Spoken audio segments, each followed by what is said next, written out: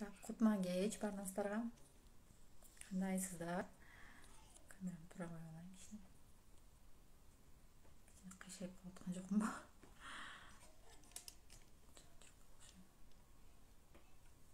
Biraz күтө туралы. Эл кирсин.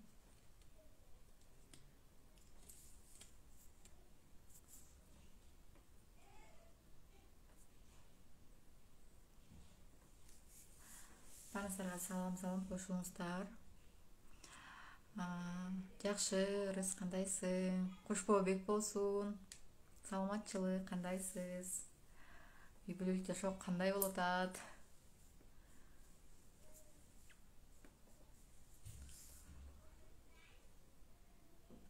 Кошулуңуздар.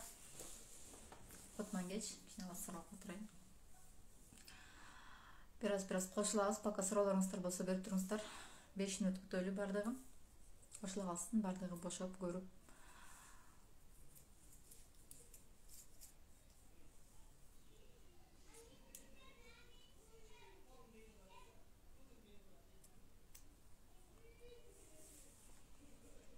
Кимде кандай суроолор? Кечээкү тапшырмаларды ким аткарды? Бүгүн күнүңөр кандай өттү? Ошол жөнүндө айтып бериңиздерчи. Саламатсызбы? Чолпон кандайсыз? Күнүңүздөр кандай өттү? Курска келиңиздер, келери сөзсүз. Как раз жаңы келинге прям сонун болот да. Каталарды кетирип бузучу болбойт. Тапшырма аткардым дейт, сонун. Тапшырмаларды аткарыңыздар сөзсүз түрдө. Анткени 5 күндөлүк ойнотуп жатат. Бүгүн күндөлүгүм чыгып жетишпей калды. Буюрса эртең колго алам деп турат. Жакшы, буюрса Гүлиза кандайсыз? Мен тааныбаган Гүлизабы? Кутман кеч. Сонун өттү дейт, өтө сонун. Бүгүн андан сонун болот. Кошулабыз. Тапшырмаларды аткарыңыздар. Акыркы марафон бизде кечээ башталдыбы? Кечээкү, бүгүнкү, анан эртеңки марафонду толук көрөсүздөр. 3 саатты тең. 3 акыркы ошо IGTV-деги видеолорду, прямой эфирлерди лайк коюп чыгасыздар. Комментарийлерге, тапшырманы комментарийлерге таштап коесуздар. Мен ошол жактан табамын. Антпесе мага личка жазсаңыздар, мен таппай калам эч кимди. Мага күнүнө өтө көп адам жазып атат. Мен бүгүн кечке эле директке жооп берип эле отурдум. Өтө көп адам жазды. Анан бул жактан эмне болду айтайынбы? Так, бул жакты карабай турайынчы. Мага бүгүн өтө көп адам жазды. Аба, Гүлиза тааныдым, карап коем, что мен тааныбаган Гүлизабы деп. Гүлиза, сага да бул эфир сөзсүз керек, сөзсүз көрүп акырына чейин. Кечээкү эфирди дагы көрүп чык, сөзсүз түрдө. Элмира эжеге да көрсөт. Саламатчылык, кутман кеч. Так, 1 мүнөт калды, күтөлү. Кандайсыз, Зарина эже? Депрессия, стресс болуп атам, кантип чыгам, эмне кыламын деген суроо мага аябай көп келди. Мына сразу экинчисине попадать этипсиз демеки, 3-күнгө чейин еще, получается, эртең дагы акыркы күн болот. Тапшырмаларды аткарып жетишип берсеңиздер болот. Андан кийин мен дагы бир 2 күн убакыт берем. Андан кийин жыйынтыгын чыгарабыз. Көрсөңүздөр болду, анда көрүп тургула. Так, эми бүгүнкү сабагыбыз депрессия, стресстен кантип чыгам, жолдошум менен урушуп атам, үйдө отношения болбой атат. Прям ушул аябай актуальный тема болду. Мага директке жазгандардын бардыгы негедир ушул тема менен кайрылышты да. Эмне кылсак болот, кантип отношенияны оңдойбуз? Ортого кийлигишип атат, кайненем кийлигишип атат, тигиндей болуп атат, мындай болуп атат деп. Өтө көп суроолор келди. Бүгүн демек стресс деп коеюн. Депрессиядан кантип чыгабыз деген суроо.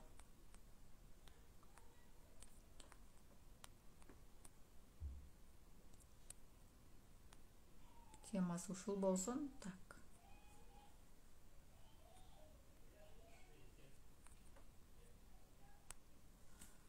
Стресс, депрессиядан кантип чыгабыз эми? Ой. Келиңиздер. Биринчи, мен сиздерге суроом.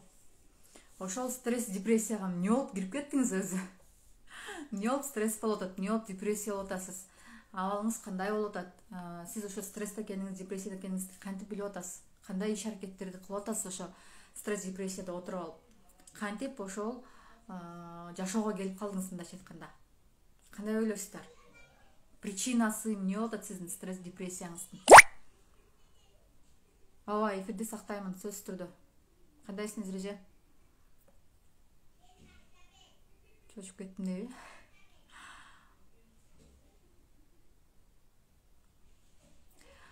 Оюңуздарды айтыңыздар. Эмне болуп ошо стресс депрессияга кирип кеттиңиздер өзү? Кандай проблема болду жашооңузда? Эмне түрткү болду ошо стресс депрессияга кирип кетиш үчүн, стресс болуш үчүн? Же болбосо тамак көп жеп атам дейт. Сизди түшүнүп атам. Обычно стресстен жейбиз. Саламатчылык. Стресс болгондо адам өтө көп тамак жейт. Эмнеге дегенде, айтпай эле, баардык нерсени өзүнө сактап эле, анан болгон үчүн тамактан чыгара берет да. Ооба, балдар менен отуруп стресс болобуз дейт. Эң туура айтасыз. Эртеден кечке эле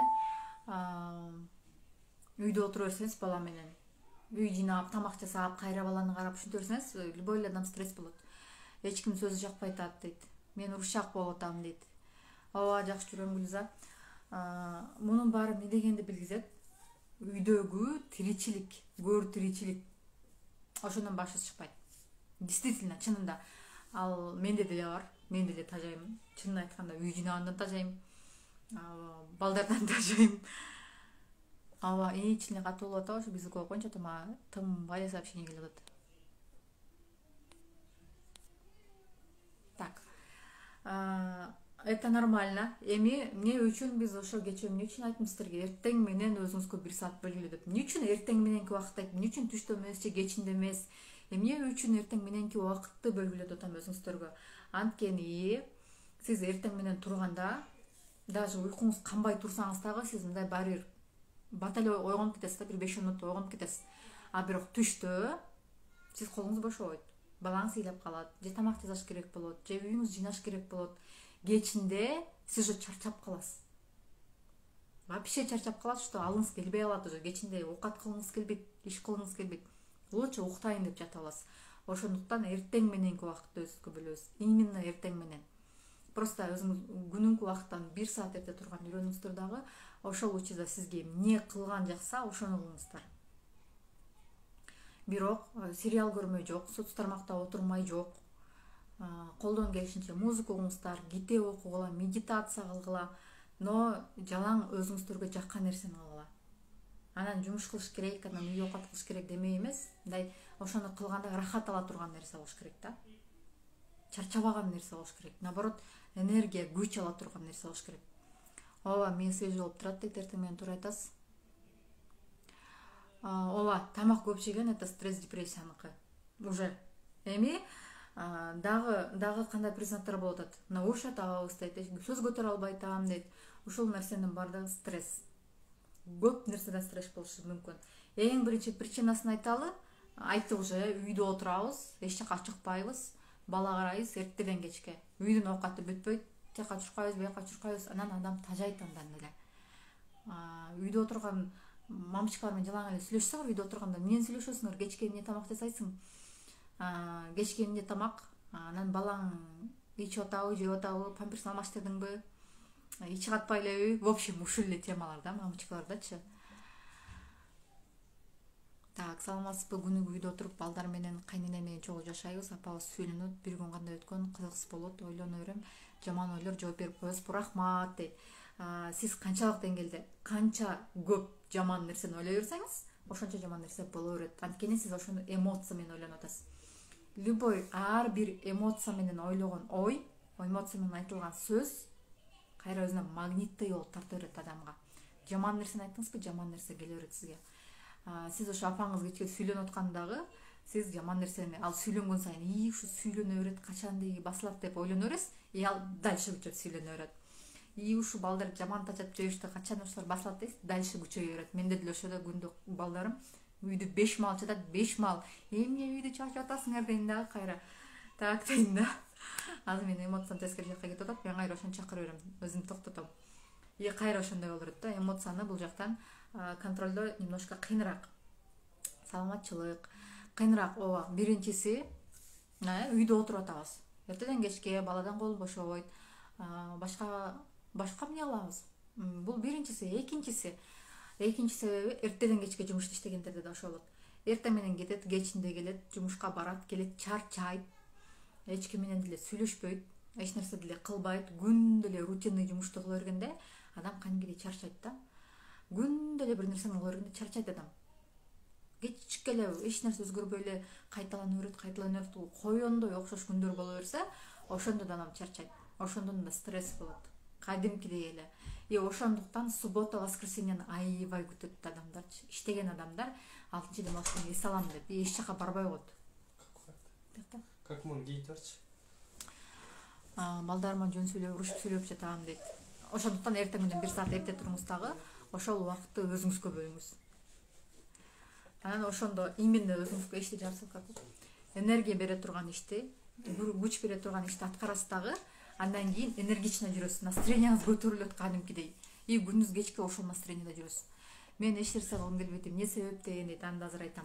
Так, дальше кеттик. Жумуш дедик, үйдө отурдук, жумуш кылдык, андан кийин сериал көрөбүз. Эртеден кечке отуруп алып сериал көрөбүз. Мен дагы сериал көрөмүн. Кээде болуп кетет да. Мурун жакшы токтотуп койдум эле, көптөн бери көрбөй калгам, бирок азыр великолепный векти кайра башынан башталгам. Особенно карантинде Империя көсөмдү көрүп чыкканмын, полностью карантинде отуруп калдык го, эч жака жылбай. Андан мурун биз жолдошумбуз 1,5 ай үйгө токтой каламыз да, эртең менен кетебиз, кечине келебиз. Ошондой болуп калган, анан үйдө отуруп калганда сериалга кирип кеттим. Азыр дагы кээде көрүп коем. И сериал көргөндө ыйлайт, наалыйт, бири-бирин ушактайт. Сериал ошонусу менен кызык да. Ошон үчүн сериал да күнүмдүк эле турмушту тигинин сөзү, анан тигил бул ар бир сүйлөшкөнү, эмоциясы, ошонун баарын сиз эмне кыласыз, өзүңүзгө кабыл ала бересиз.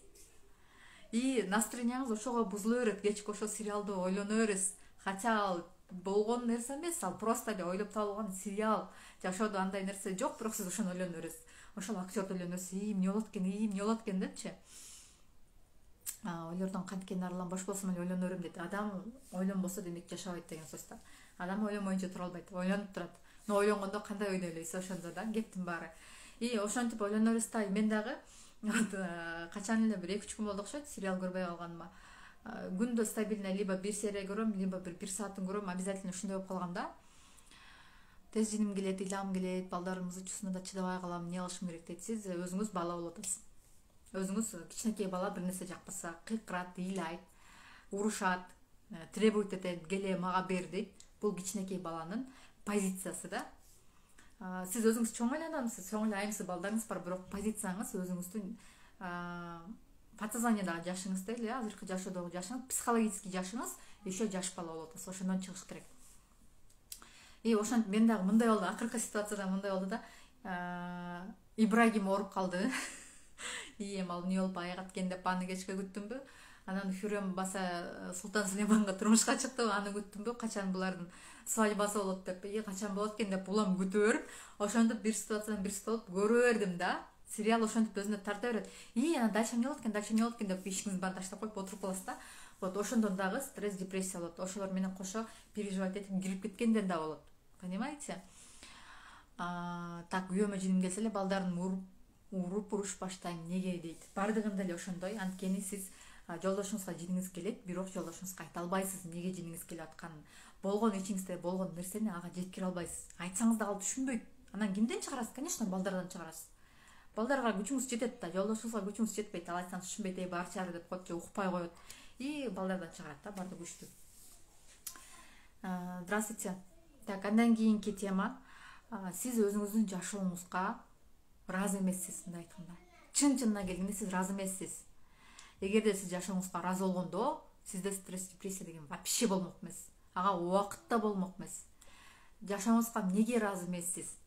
Балким жетиштүү акча. Көбүнчө эле азыркы биринчи орунда тема акча да, акча жетпейт. Каалаган нерсемди ала албайм, кие албайм, иче албайм, каалаган жеримде жашай албайм, каалаган жагыма бара албайм, үйдөн чыга албайм, Анан элдин сторисин көрүп алып эле, анан жооп берген суроолорго сторисин көрүп эле, ай тигил жакта жүрөт, бул биякта жүрөт, мен эмнеге андай эмесмин деп, анан башталат ойдун баары. Комплексовать этип башталат да. Хорошо, аягында суроого убакыт берели, ошондо айтыңыздар, тема боюнча суроолор берсеңиздер, ата оюм бөлүнүп кетет экен.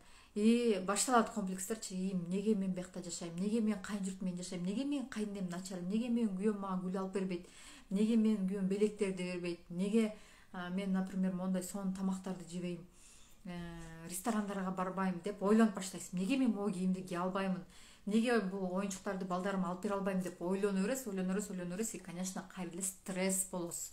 Ошол нерсенин баары жашоого сиз ыраазы эмессиз да. Бирок чынына келгенде алты саныңыз аман, көзүңүз көрөт, кулагыңыз угат, сүйлөйсүз, колуңузда телефон турат, инстаграмда отурасыз, ошол нерсенин баарын көрүп атасыз. Биз ошол нерсеге дагы ыраазы болбойбуз да. Ошого да шүгүр келтирбейбиз. Ар бир аткан таңыбызга ыраазы эмеспиз биз. Мисалы, сиз эртең менен ойгондуңуз, ошол учурда дүйнө жүзүндө канчалаган адам ойгонбой калды, өтүп кетти. Канчалаган адам азыркы учурда өлүм менен өмүрдүн ортосунда турат, күрөшүп атат. Бирөөнүн акчасы жетпей атат, бирөөнүн акчасы турса дагы медицина эч нерсе жардам бере албай калды ага уже. Анын ичер суусу түгөнүп баратат уже. Бирок колунан эч нерсе келбейт. Ал дагы жашагысы келет. Бирок колунан келбейт. Түшүнүп атасыздарбы? Азыр онкология менен ооругандар канча, цирроз менен ооругандар канча, көзү ажистер канча, сүйлөй албагандар, укпагандар, баса албагандар, колуна телефон кармай албагандар канча. Ошонун баардыгын биз бар нерсеге шүгүр кылбайбыз дагы, наалый беребиз. Бирөө менен сүйлөшүп атсак деле наалайбыз, тигил тигинтип койду, бул мынтип койду, анан балдарым тигинтип, күйөөм мынтип, анан кайненем тигинтип, анан ата энем мындай кылып, анан менин начальнигим тигинтип коюп, анан в общем бүтпөйт да. Ким менен сүйлөшпөңүз, наалыган эле адам тугасыз да.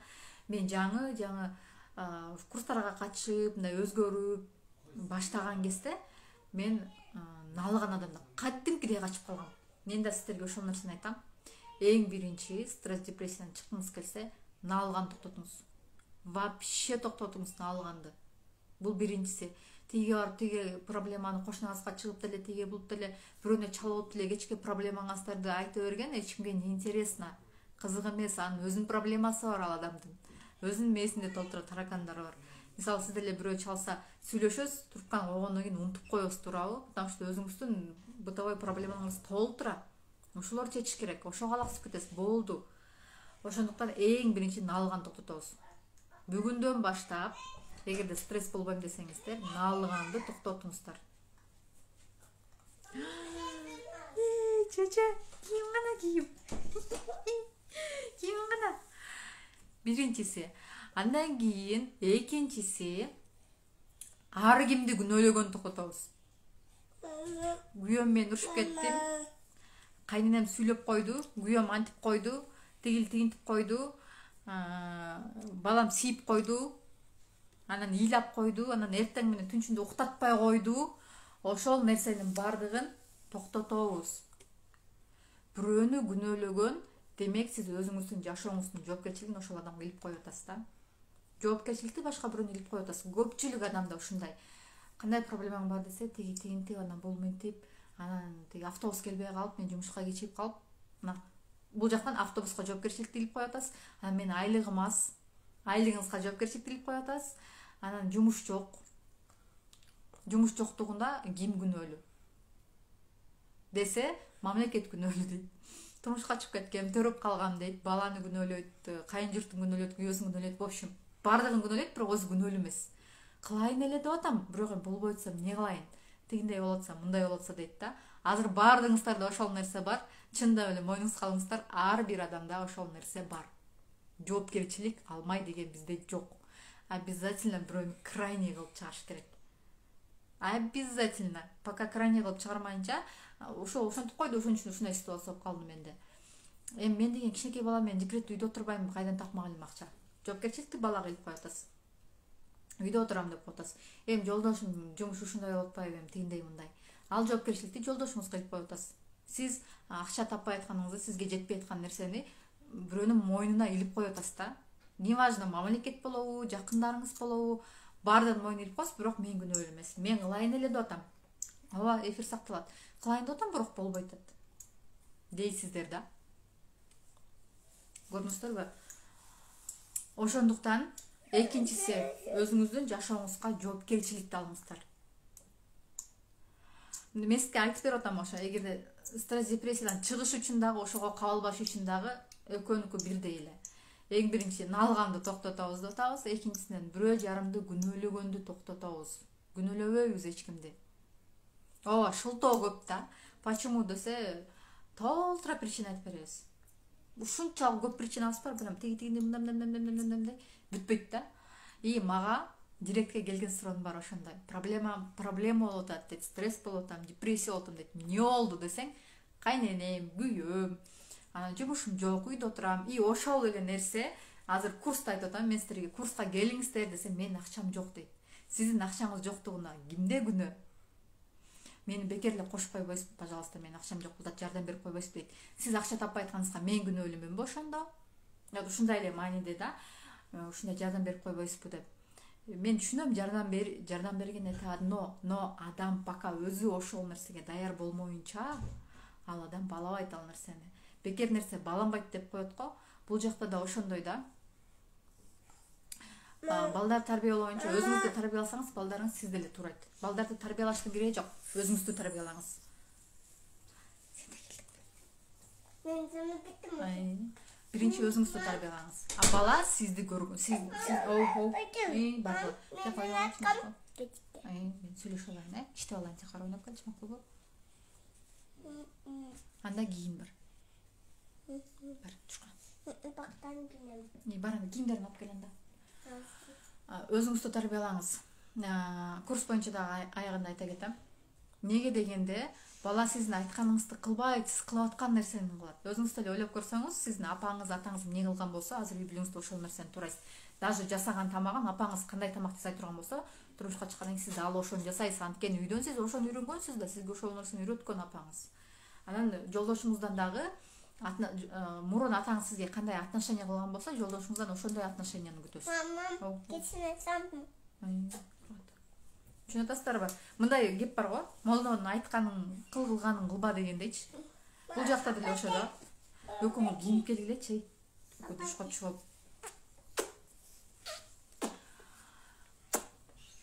Эмне деген сөз мына? Молдонун айтканын кыл, кылганын кылба деп атат. Демек, молда айтканы башка, кылганы башка да. Ошондуктан сиздер да ошондой болбош үчүн просто өзүңүздү тарбиялаңыздар. Анан бала ошол нерсени копировать эте берет. Мен мисалы азыр балдарым келип алып видео тартышат. Мени сүрөткө тарт дейт, мени сүйлө дейт, сүйлөт дейт, ушунчет да. Какой максат? Өкүңү чыгасыңбы?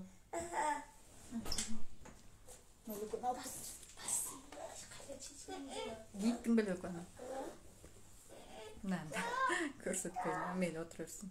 Такып коюп, эшикти ачып койчу кетти. Так, андан кийинкисин айттык, тарбиялоо боюнча. Түшүндүк.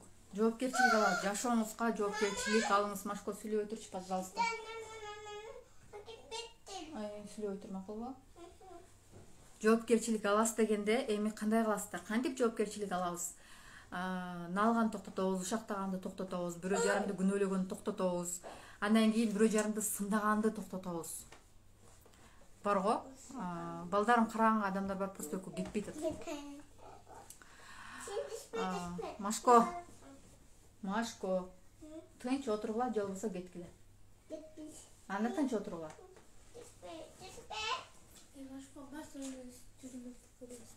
Бар, ноутбук көрөт экенсиңер, чыккай. Ноутбук коюп берет экен. Ооба, ноутбук көргүлө бар. Жарыкта караңгыдапы? Ооба, жарыкта караңгыда көрүп тургула эми. Бар. Сен бар, атаң телефонун көрүп бар. Атаң телефон берет экен бар. Азыр балдардын сөзү телефонда болду. Чоң рахмат. Так, дальше кеттик. 5-инчиси сындаганды токтотобуз. Ата кирип алып мага айтышат да. Мен мурун аябай көп урушчумун азыр. Азыр уже андай деле адамдар калбай калды. Тинтип койбойсуң, мынтип койбойсуңбу, анан тең оңдоп албайсыңбы, анан тинтип албайсың, мынтип албайсың деп өтө көп адам айтып, ушинтип эле жаза берчү да. Жаңы келгендерчи, анан аларга мындай жеңил айтчумун да. Сиздин ишиңиз канча, сизден сурап атамбы, сизден кеңеш сурадымбы деп жакында да ушундай ситуация болуп кетти. Десем, анан жарылат адамдарчы. Сен эмне критиканы көтөрө албайсыңбы, тигил бул, эмнеге жашооңду сен элге көрсөтүп атасың дейт да. мен сизден сурап атам, сиз көрсөткүңүз келбесе көрсөтпөй эле коюңуз, бул менин жашоом десең дагы өзүнчө эле взрыв мозга болуп кетет да. То есть бул жактан эгерде сиз башка адамды сынап аткан болсоңуз, демек какой-то бир качествоны развитие өзүңүздөн көрүп атасыз внутренне. То есть мен сизди отзеркаливать этип атам. Сиз азыр менден кандай качествоны көрүп атсаңыз, ошол сизде бар. Жаман качестволобу, жакшы качестволобу баардыгы сизде бар. Ошону просто сиз мени күзгү катары эле кылып сизге көрсөтүп коюп атат. Мен сиздин күзгүңүз болуп атам да. Хорошо. Все, балдарым кетти. Түшүнүп атасыздарбы? Мен күзгүмүн сиздерге. И любой эле адамдан алдыңызга чыгып бирөө кыйкырып, урушуп, бирөө жинденип, ошол адам көрүп алып кыжырыңыз кайнаса, демек сизде дагы ошол качество бар. Демек сизде дагы бар. Мойнуңузга алышыңыз керек ошол нерсеничи. Ошондуктан адамды сындаганды токтотобуз. Ар бир адамдын жашоосу өзүнүн башында. Ар бир адам өзү үчүн жоопкерчиликтүү. Сиз бул жашоого бир жолу келдиңиз. Сизге ушундай мүмкүнчүлүк болду. Азыркы ооба, личный граница корголушу керек.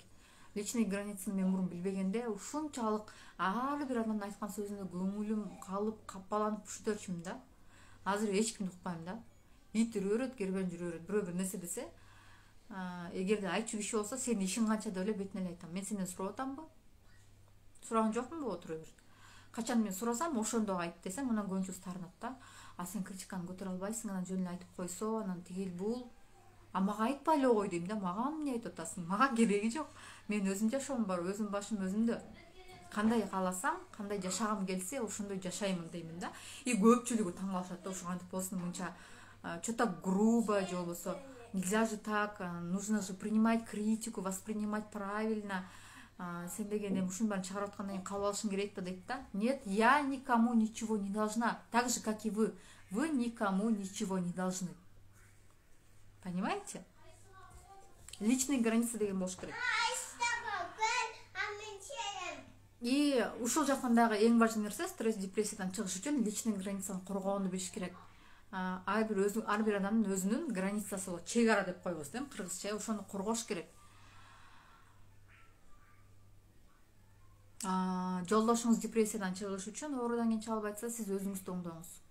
И сиз мотивация болосуз жолдошуңузга. Бетке айткан сапат аябай деле жаман деп айтпайм. Жакшы эле сапат, просто аябай катуу эмес, аябай грубо эмес, айтчу жерден айтыш керек да. Но критиканы тоже лучше промолчать. Аябай мындай эме личный граница коргойт десе эле аябай мындай атырылып айтып эмес. Эгерде бирөө бир нерсе деди, сизге жакпай калдыбы, сиз сыйлайсызбы ал адамды? Кайын журтуңуз, ата энеңиз болушу мүмкүн. Акырын унчукпай коесуз биринчисинде. Түшүнгөн адам түшүнөт, түшүнбөгөн адамга экинчисинде унчукпай коесуз. Но бирок ошол учурда эмоция менен жооп бербеңиз. Ичиңизден буркан шаркан болбоңуз. Ноль внимание деп коет го. Эмоция болбош керек. Ну айтты, какая дейм, анын ойду деп эле калтырып коюшуңуздар керек. Эгерде сиз ошо менен эмоция менен ошого реакция кылсаңыздар, болду анда. Кетти дегенсиз, анда сиз демек личный граница не выстроены. Личный граница деген сизде жок. Андан кийин такыр эле болбойт, акырын айтыңыз. Макул деп коюңуз. Мен башында ушинтип кой берчүмүн. Макул деп кой берчүмүн. Оон башороойт деп коет го. Мен башында көпчүлүк адам ушундай кылдым. Бир нерсе десе эле башында ошондой экен, тигини кылайынчы, муну кылайынчы, оңдоюнчу деп ушинтип берчүмүн башында. Андан кийин личный границаны выстраивать эткенден кийин бирөө бир нерсе десе, хорошо. Хорошо дейм дагы барып туруп өзүмдү окатым коерум. Андан кийин көпчүлүк түшүнүп калды же, особенно туугандар. Бул баары өзүнүкүн кылат деди, айтпай калды. И то же самое критиканы мен апамдан деле укчумун, апам деле айтчу, азыр деле айтат. Тинтпейсиңби, мынтпейсиңби деп урушат. Это нормально, да? Эне болгондон кийин урушат. Но кээ бир жерде мен унчукпай коем, кээ бир жерде айтам. Апа, ситуацияны просто түшүндүрөм. Мондай болот. Мен ошон үчүн ушундай кылып атам. Потому что ал адамдын көз карашы башка, бир ситуацияга мен көз карашым башка да. Десем, ошондойбу деп, адамга наоборот атырылбай, же болбосо жиниңиз келбей, таарынбай түшүндүрсөңүз, түшүнөт адам делечи. Сиз деле мисалы бирөөнүн барып эле жашоосуна кийлигишип эле, чаң тинте албайсың, буян мынтип албайсың, эмне үйүң жиналбай чачылып жатат десе, балким ал түнү менен уктаган эмес. Балким ал эртеден кечке баласы колуна түшпөй монтип көтөрүп жүрөт, сиз билбейсиз ал ситуацияны. И кирип келип эле, үйүң жиналбайсың, анан чаң тинтип койбойсуң, мынтип койбойсуң деген тоже туура эмес да. анан ал келип сизге атырылса анда ызычы болот. Эгерде ал келип ой мен түн уктаган жокмун, балам колдон түшпөй ушунтат десе, мейли деп сиз түшүнөсүз дагы, наоборот кой деп жардам бересиз да. И любой ситуацияда ушундай. Эгерде сизге бирөө ошондой кылып личный границага кирип, антип ал, мынтип ал деп критикалап бир нерсе айтып аткан болсо, акырын түшүндүрүп айтып көрүңүз. Бир айтасы, эки айтасы адам түшүнбөсө унчукпай коесуз. 1-2 жолу унчукпай коесуз. Жакын адамдар менен да, жакын адамдар менен ушундай мамиле кыласыз. Анан мамилени буза аласыз атпесе. 1-2 жолу айттыңыз, унчукпай койдуңуз. Вообще түшүнбөсө андан бетке айтасыз. Болду, мен жашоомо кийлигишпе деп. Аябай көбөйүп кеткенде айтасыз. Андан кийин адам түшүнгөн адам түшүнөт, жеткен адамга жетет. И все. Неге дегенде, личный граница менде ушунчалык мен кызыма дагы балама дагы операцияга акча чогултканда мага күндө ондогон адам чалчу да. Ар кандай адам чалат. Кээ бирөө ишенет, кээ бирөө ишенбейт, кээ бирөө колдоп чалат, кээ бирөө сынап чалат, кээ бирөө ар кандай сөздөр айтып чалат. Эмне күйөөң жокпу? Анан эмне акча таба албайсыңбы? Анан эмне төрөдүң? В общем, ошондой сөздөрдү уга берип, менде иммунитет болуп калган да. Уга берип, ошол нерсенин баарын уга берип, аягында уже иммунитет болот экен дагы. Балам деле айтышат го, 3 жашка чейин ору, андан кийин уже иммунитет орубай калат дейт го. Ошондой эле болуп калган да меники деле. Уга берип, башында ошо сөзгө сына берип, ошондон күчтөнгөм да. Сөзгө сынып отуруп, анан күчтөнөсүң да. Темирди деле ысыкты чаап, бир топ чапкандан кийин анан формасына келет го. Алтынды деле формага келтириш үчүн ысытат го, ошондой эле сыяктуу да. Сынып отуруп, анан күчтөнөт да адам. Сразу эле алып эле монтип күчтүү болуп калбайт. Сразу эле бетке айтып, кыйкырышып, урушсаңар, мага тийбе, антпа, минтпе деп чакчаңдасаңар, конечно, сизди эч ким жактырбайт. Бардыгы акырын болуш керек. Бирок тааныбаган адам болсо, вообще тааныбаган адам келип эле сизге бир нерсе деп кыйын болуп атса, анда сразу эле ордуна коюп коесуз. Мага мисалы личкага стористер көп чыгарам да, көп жазышат да, тигинтесиң, мынтесиң деп. Эгерде мен ал адамды тааныбасам, сразу эле ордуна коем. Анан блокко деле салбайм, мындай сүйлөп жүрө берем. Сүйлөп жүрө берем. Бая күндө ушундай ситуация болду. Аябай бир топ сөздөрдү айтты. То дедим да. Акыр аягы анан бир жарым жылдан бери жүрдүм окшойт, мейли деп көп деле мен ак көңүлдүм, учупай эле жооп берип коеле жүрө берчүмүн. Акыры блокко салдым да. Бетинен айта албай артынан ушактай берсе, демек ал сизден алсыз деген сөз. Сиздин бетиңизге айта албаган адам сизден коркот.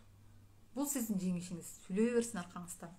Эң башкысы сиз өзүңүз ошол айтылып аткан сөз чындык болбосо болду да, айтылып аткан ушак чындык болбосо болду. Так, стресстен чыгуунун жолдору ушул. Андан кийинкиси китеп окуңуздар. Мен силерге айтат элем, сериал көргөндөн көрө китеп окуңуздар. Кечээ эле айткам, хоть мелодрама, жанагы роман, повесттер болот го, ошондой болсо да окуңуздар. Кичинекей рассказ болсо дагы китеп окуңуздар. Сериалда караганда ошол жак интересныйраак болот. Силердин воображениеңер өсөт, визуализацияңар өсөт. Сиз ошол китепти окуп атып элестетип баштайсыз. И кийин визуализация кылганга, кийинки жашооңузду визуализация кылганга сиз уже мээңиз иштейт да, мээңиз иштеп атпайбы ал. Сиз ошону окуп атасыз биринчи, ошону окуш үчүн дагы какой-то фокус внимания кетип атат, ошону элестетиш үчүн да фокус внимания кетип атат, и сиздин мээңиз иштеп атат. Сериал көргөндө жөн эле көрүп отура бересиз, аны көрөсүз, угасыз, бүттү, эч кандай пайда албайсыз да. Китептен өтө сонун пайда аласыз. Мен силерге кечээ айткам, өзүнө сүйүү боюнча кечээки теманы, кечээки эфир дегениңиз, кечээ ошол боюнча сүйлөшкөнбүз. Мен силерге кечээ айткам, эгерде мындай кыска романдарды, кыска рассказдарды, мындай аябай деле кыйын эмес рассказдарды орусча окуйм десеңиздер, мага личкага, WhatsAppка жазыңыздар дегем, мен жооп берем. Ссылкасын жөнөтөм дегем, бир ссылкасын жөнөттүм, мага жазган адамдарга көчүрүп алып, именно бесплатно деген раздел бар, ошол жерге кирип бесплатно деген китептерди окуй бериңиздер. Так, жаман ойлор, көп жаман ойлор келе берет, бат жийим келет дейт. Айтып атпайм, жашооңуз жакпайт өзүңүзгө. Бир нерсеге канаттанбайсыз да. Осознанность. Пайдалуу китептерден мен азыр «Я и деньгини» окуп атам. Саидмурод Давлатовдун «Богатый папа, бедный папа», «Самый богатый человек в Вавилоне», кыргызчаларда тапсаңыз болот. «Ийгилик бул сен», биздин кыргыз эле автор. Ошол китептерден баштаңыздар, жөнөкөй сизге жаккан китептерден баштаңыздар. Менде Telegram каналымда 500дөн ашык китеп бар. Аны 500 сомго мен сатамын. Алган кишилер өмүр бою алып окуй бересиздер. Сериалдын ордуна, мисалы мындай да, оокат кылып атып же бир нерсе кылып атып китеп окуганга мүмкүнчүлүк жок болсо, убакыт жок болсо, баары үй жыйнайсыз, тамак жасайсыз, тамак жасап атканда кухняда эле айланып тегерем жүрөбүз го. Ютубту ачасыз дагы аудио книганы ачасыз. Аудио книги деп ачасыз дагы, карасаңыз толтура китептер чыгат, жайынан китептер чыгат. Ошол жактан угуңуздар. Мен Маркумдар үнүн деген кыргызча китепти, исторический именно жанагы эме болду эле го, репрессия жылдары болду эле го, 37-38 жылдары репрессия, ошол жылдардагы Сталиндин учурундагы исторический китепти мен аудио менен угуп чыккам. Мондай килейген китеп. Мен аны качан окуптум дедим дагы аудиосун угуп чыктым. Басып туруп койчу мен. Жана Эрнест ким деген эле, атым өчкүр. Фамилиясын унутпайм, катаркада мурун алып барчу эле го. Ошонун озвучкасы менен вообще сонун китеп. Уксаңыздар болот. Эгер кыргызча китеп десеңиздер. Так. Кайнына оокатына кийлигише берсе эмне кылыш керек дейт. Баардык оокатка кийлигише берсе, анткени сиз деген келин болуп келдиңиз. Мурун ал анын оокаты болчу. Канча жылдан бери ошону кылып жүрүп көнүп калган. Сиз келип алып балким башкача жасап атасыз. Тигиниз окшошпой атат, мунуз окшошпой атат, ошондуктан тил табышыңыз.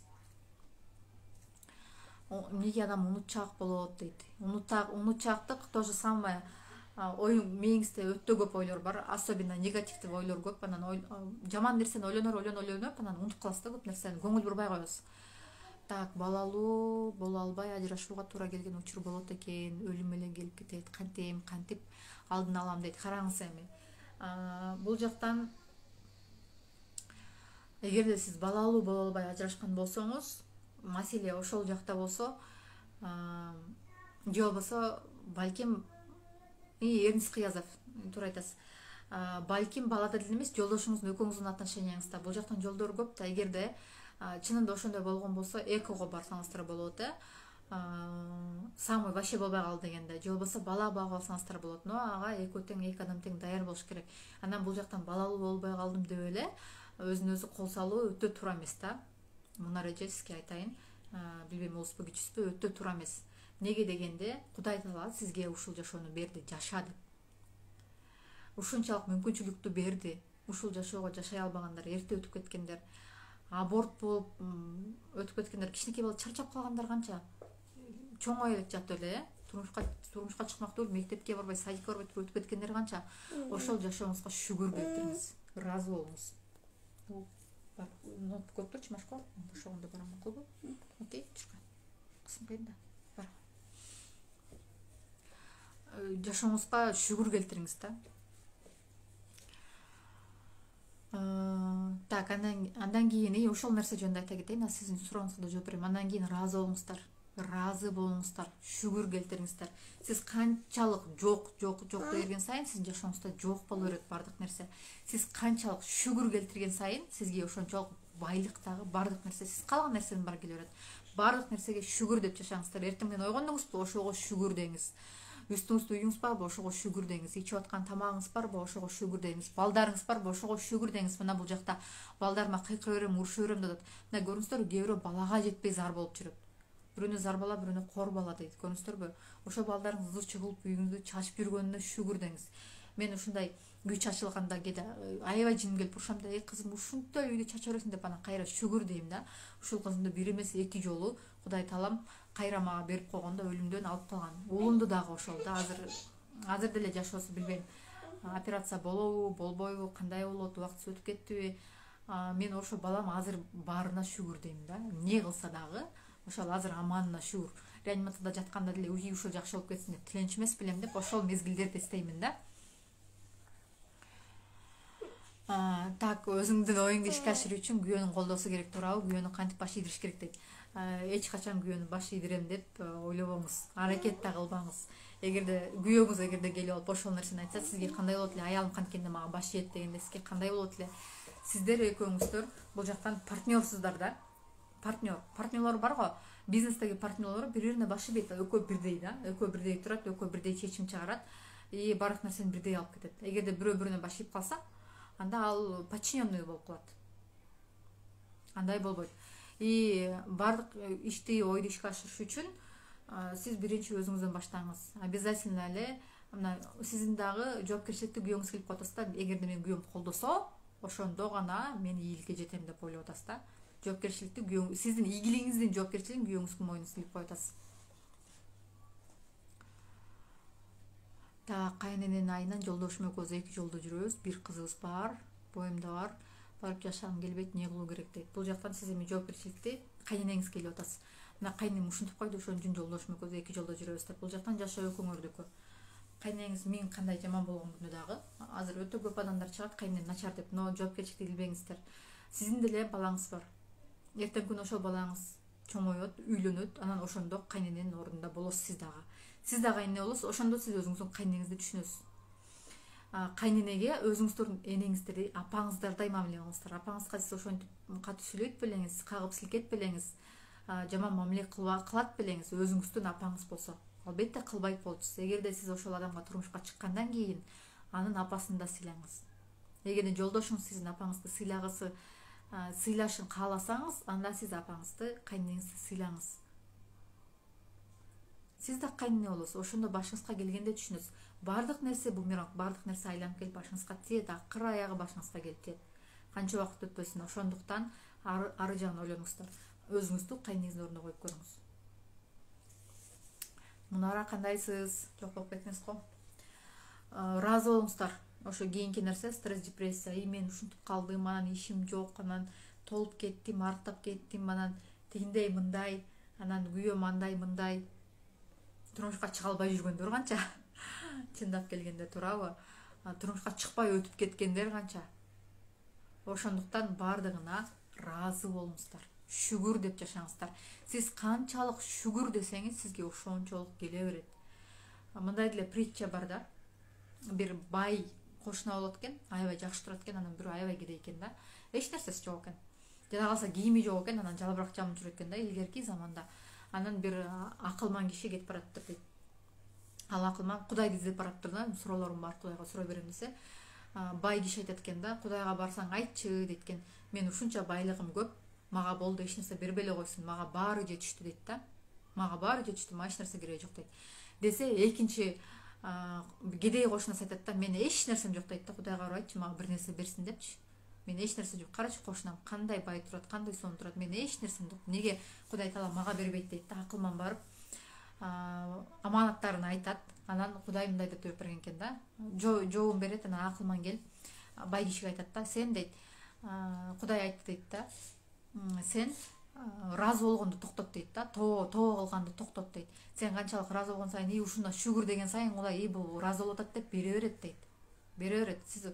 Анан тиги киши айтат да, мен кантип ыраазы болбой коем дейт да. Кудай Таала мага ушул нерсенин баардыгын берип атса, кантип мен ыраазы болбой коем деп таң калат да. Көрдүңүздөрбү? Ал ыраазы болгон сайын Кудай Таала ошого берип атат. Сиз деле бир киши келип сизге аябай жакшы сөз айтса, жакшы нерсени айтса, сиз да ошол адам менен сүйлөшкүңүз келет, ошого жардам бергиңиз келет. Же ошол адам келип сизди мактап, жакшы сөз айтса, бул жакшы киши экен деп каласыз да. Ошондой эле мааниде да. Адамдар деле ошондойбуз. Мага бирөө келип жакшы сөз айтса, чоң рахмат деп аябай, кандайсыз, анан жакшысызбы деп мен деле ошондой сүйлөшөм. Жашоодо деле дал ушундай. Ыраазы болуңуздар. Анан экинчи кошунасына барып айтат да. Сен качан шүгүр келтирип баштаганда, качан ыраазы болуп баштаганда, ошондо Кудай Таалам сага берет экен дейт да. Ошондо кошунан аябай жини келет да. Мен неме ыраазы болоюн, мен эч нерсем жок дегенде, шамал келип туруп жалбырагын кошуп өчүрүп кеткен экен да. Жалгыз жалбырагын, жалгыз кийимин. Көрдүңүздөрбү? Ошондуктан сиз канчалык наразы болсоңуз, сиз ошончолук артка кете бересиз. Сиз канчалык ыраазы болсоңуз, канчалык ушу жашоого ыраазы болсоңуз, сизге ошончолук Кудай Таала бере берет.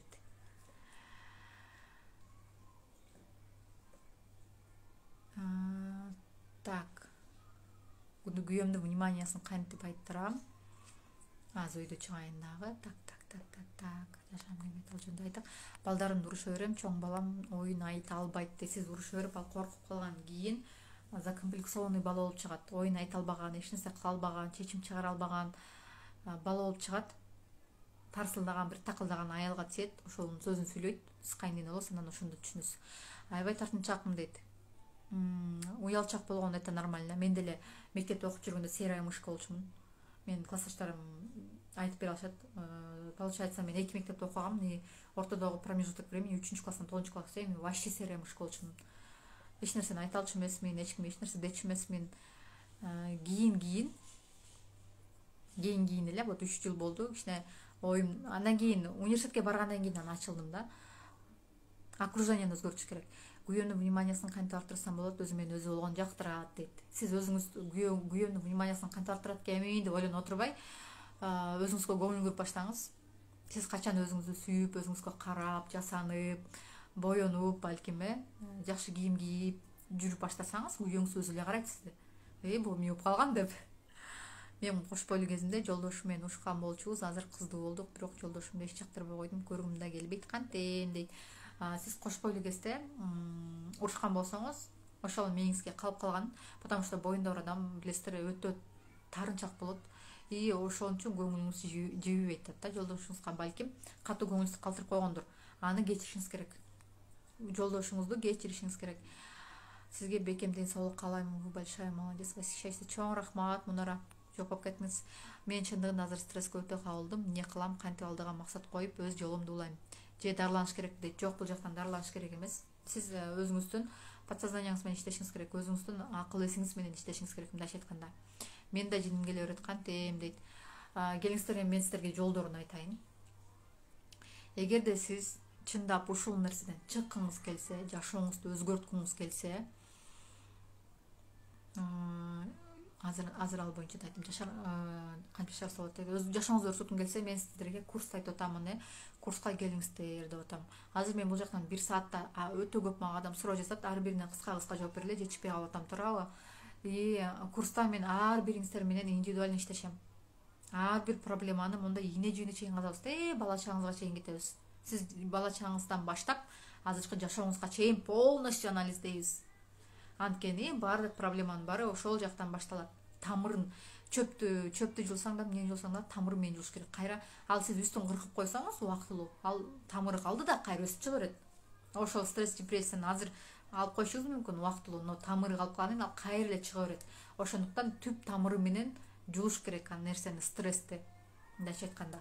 Ошондуктан сиздерди курска чакырам, бирок курска баардык адам келе бербейт. Кандай адам келет? Жашоосуна жоопкерчилик алган адам келет. Чечим чыгарган адам келет. Бүгүндөн баштап чечим чыгарыңыз. Болду, мен өзгөрөм, жашоомду өзгөртөм деп. Билесиздер, бекер нерсе бааланбайт дейт. Эмне үчүн мен мурун курстарымда өтө көп адамдарга бекер берчүмүн, азыр эч кимге бербеймин. Эмне үчүн? Анткени ал бааланбайт. Бекер келген нерсени эч качан биз баалабайбыз. Качан сиз акча төлөгөндө сиз ошону баалайсыз. Жок, мен могу акча төлөдүм. Ага эмне мен иштеп тапкан акчамды бердим, демек мен эмне кылышым керек дейт, окушум керек дейт да, адам ошондо окуп баштайт. Так, дальше кеттик. Кызганыч жөнүндө айтсаңыз, аялдар канчалык кызгануу керек дейт. Эгерде сизде доверие болсо, жолдошуңузга ишеним бар болсо, кызганыч деле болбойт бул жактан. Чынында тотальный доверие болсо, эгерде сиз ишенбесеңиз, анда кызганыч болот. Сиз ал адамга эмес, скорее всего, өзүңүзгө ишенбейсиз. Жолдошуңузга эмес, өзүңүзгө ишенбейсиз. Жолдошум башка жака кетип калышы мүмкүн, башка бирөөнө кетип калышы мүмкүн деп ойлойсуз, анткени өзүңүзгө ишенбейсиз. Самооценка низкий, ошондон болот кызганыч. Кантип жашарса болот дейт. Өзүңүздү сүйгөндү үйрөнүңүз, өзүңүз эле жашарасыз. Бул жактан эч нерсенин кереги жок, өзүңүздү гана сүйүңүз. Чоң рахмат сизге. Түз эфирди кайсы убакта өткөрөсүз деп. Түз эфирди күндө саат 9-да, эртең бизде акыркы түз эфир болот. Чоң рахмат сизге, ишиңизге ийгилик, аял зат кошумча жардам берип жүрөрүңүздөй. Чоң рахмат. Бул менин миссиям. Өзүңдү стресске кабылган кантип билишиңиз керек. Кечке тамак жеп отуруп калдыңыз, эч нерсе кылгыңыз келбейт, кечке эле уктай бересиз, шалдырайсыз, жалкоосуз, максатыңыз жок. Эртең менен турбайсыз, турганда зачем, эмнеге турам деп кайра жатып аласыз. Кечке сериал көрмөй, үй жыйнамай, бала карамай, тамак жемей же жумушка барып келмей бүттү. Күндөрүңүз коёндой окшош, эч кандай бир яркий эч нерсе жок жашооңузда. Вот ошол стресстин белгилери. Мен биринчи жолу эфириңизге кошулуп атам. Эң сонунда чоң рахмат жазып же кечээки эфирди да сөзсүз көрүңүз, тапшырманы аткарыңыз. Эмне жирная келсин дейби? Эмне кыласың өзүң дейт, түшүнгөн жокмун. Мени WhatsApp-ыңызга кошуп коесузбу дейт. Мага WhatsApp-ка жазып коюңуздар, менде страничкамда бар ссылкасы. Кандайсыңар, чоң рахмат дейт. Сизге 2 күнү бактысын каалайм, бар болуңуз дейт. Чоң рахмат сизге дагы. Эркте кантип бекемдейбиз дейт. Эми бул жактан кандайдыр бир сизде мотивация боло турган болсо, эрк өзү эле болот да. Менде азыр мотивация арыкташ керек. Ошондуктан мен эртең стабильный 6-да туруп атам. Мотивация, мага мотивация, арыкташым керек. жаңы жылга чейин. Эгерде качан сизде вот ичиңизди жандыра турган мотивация болгондо эркиңиз өзүнөн өзү эле болот да. Эртең менен туруп атам, зарядка жасап атам. Буттарым, колдорум болгон жерим оорутса да зарядка жасап атам.